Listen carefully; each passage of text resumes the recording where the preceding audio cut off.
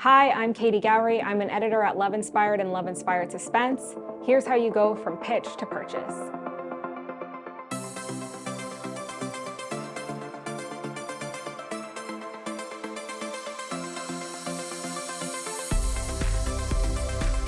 So we found this story through the Great Love Inspired Author Search. This is a submission blitz that we do every so often when we're looking for fresh talent. And so I just happened to pull Kate Keedwell's story from the pile, and that's how we bought A Wedding Date for Christmas.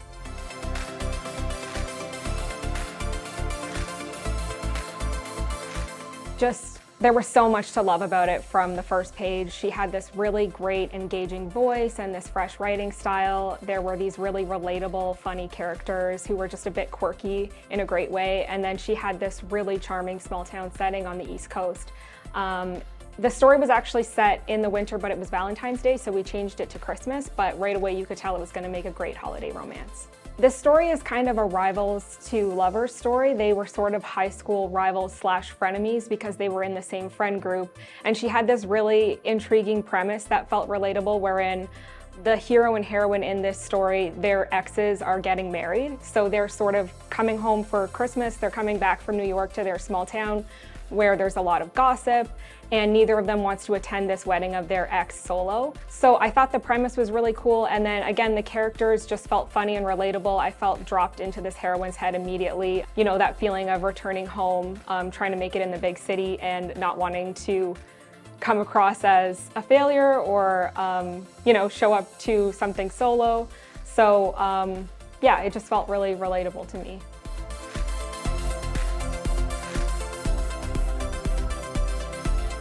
I fell in love with it pretty early, so I knew by the end of chapter 1 I could see why the editor from the previous round of the submission blitz had requested the full manuscript. There was something really special about that first chapter that hooked me right away.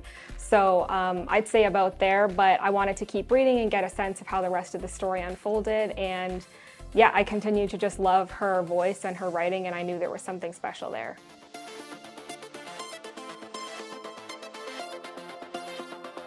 So next steps for this blitz would be to kick it up to my senior editor, who took a look. She agreed with me that the writing was great and there was something really special in the charming setting and the holiday theme. So we both agreed that we were ready to buy the book.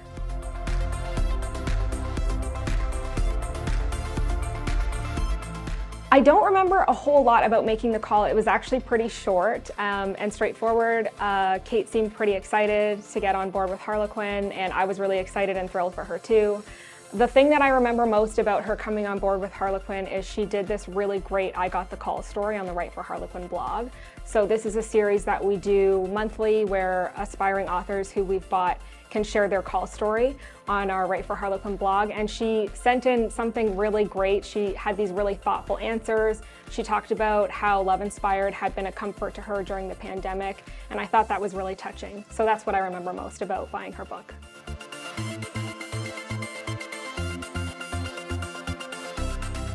When I first read the book, it was a Valentine's story, but we were actually looking for Christmas stories at the time, so I knew that it would be great to get on our schedule right away. Part of the reason why the timing was so great to buy it, and it's always a good idea to do a submission blitz like this. We needed holiday inventory, and I saw something special in the holiday story there, and we talked to Kate about switching it over to Christmas, and she was very receptive to the idea, and I think it came out even stronger because she got to really play up her small town East Coast setting during the holidays, so that turned out to be a great change, I think.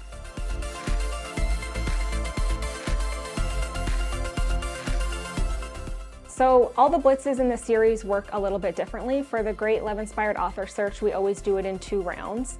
So in the first round, anyone can submit a synopsis and a first chapter, and it'll get reviewed by an editor and they'll get a response.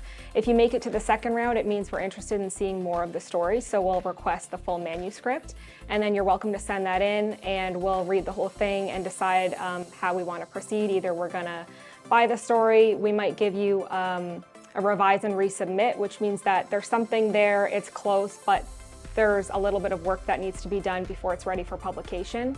So we might send you some feedback and ask you to send it back to us so we can reconsider it. or it might be a straight reject. And that's okay too. We always try to remind aspiring authors not to get discouraged by a rejection, because it's just an opportunity to send a new story idea to us, or to keep reading our books to get an even stronger sense of what we publish, and then try again.